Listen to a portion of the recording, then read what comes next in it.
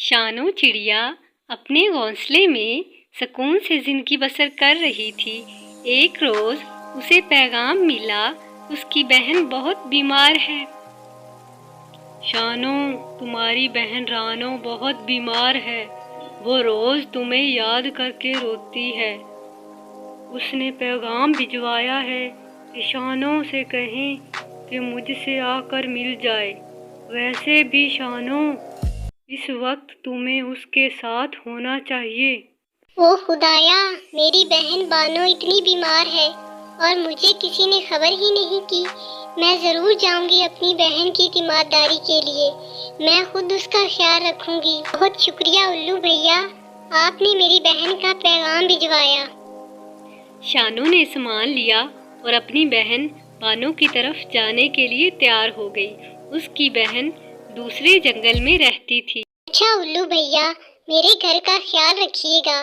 तुम्हें तो पता है कि मैं 1 महीने के लिए जा रही हूँ। घर की बहुत बुरी हालत हो जाएगी। शानो, तुम बेफिक्र होके जाओ।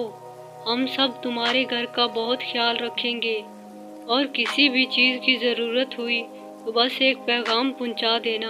हम तुम्हारी ज़रूर मदद करेंगे। शानो के जाने के बाद सारे परिंदे उसके घर का बहुत ख्याल रख रहे थे।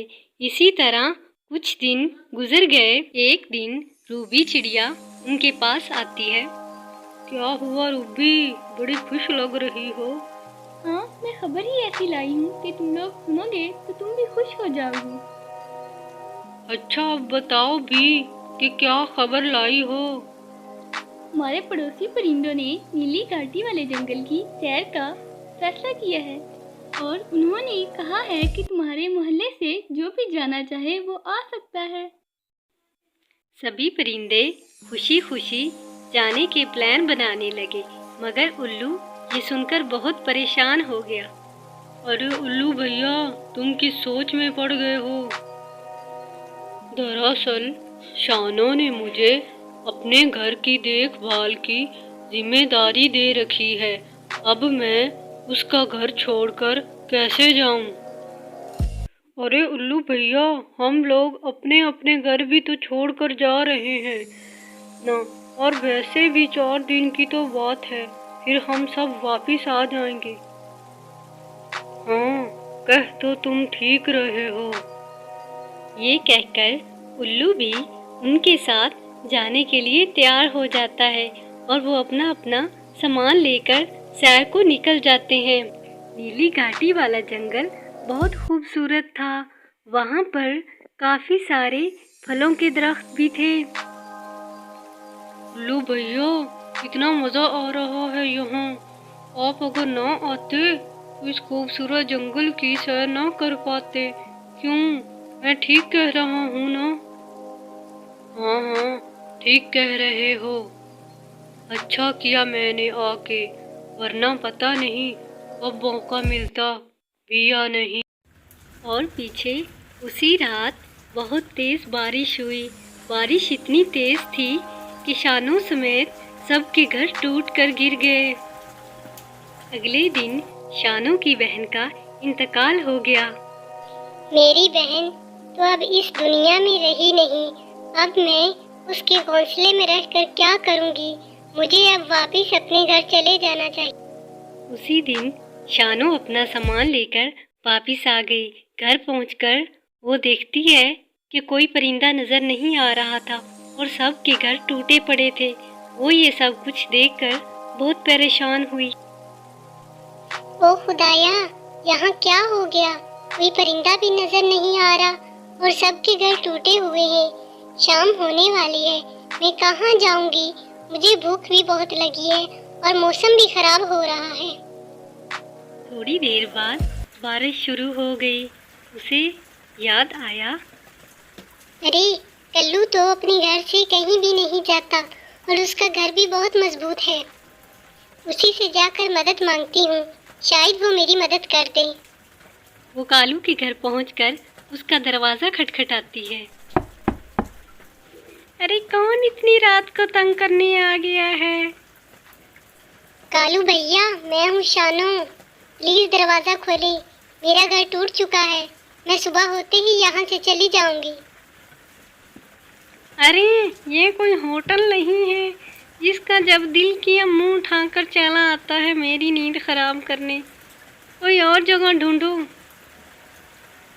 शानू कल्लू की बहुत मिन्नत करती है, लेकिन कल्लू दरवाज़ा नहीं खोलता।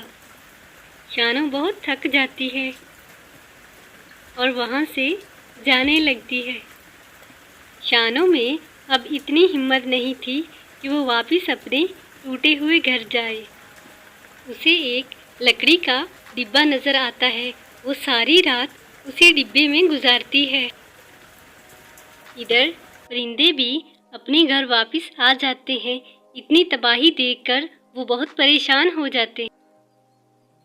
यहाँ तो सब बर्बाद हो गया है। हम सब के घर टूट चुके हैं। लगता है बहुत तेज तूफान आया था। शानू का बैग यहाँ पड़ा है। इसका मतलब शानू वापस आ गई है। वो बेचारी पता नहीं कहाँ होगी। चलो मिलकर उसे ढूंढते हैं। वो शानू को ढूंढते हुए वहाँ पर आ पहुँचते हैं जहाँ पर शानू बेहोश पड़ी थी। काफ़ी देर गुजरने के बाद शानू होश में आ जाती है। शानू, मुझे माफ़ कर दो। तुम मेरे भरोसे अपनी बहन के घर गई थी और मैं वहाँ घूमने चला गया। वैसे तुम्हारे साथ हुआ क्या है? तुम्हारी ये हालत कैसे हुई? नहीं उल्लू भैया, आपका कसूर नहीं है। माफी मांगने की जरूरत नहीं। बस क्या बताऊं, मैं जब लौटी तो सब के सब घर टूटे पड़े थे। रात को मैं कालू कव्वे से मदद मांगने गई, लेकिन उसने साफ इनकार कर दिया और मेरी ये हालत हो गई। कालू कौवा तो है ही बड़ा जालिम। उसने ये सब सोचा ही नहीं कि शानू की जान भी जा सकती है। इतना खुदगर्ज है वो। ज़रूरत नहीं आइंदा उससे बात करने की।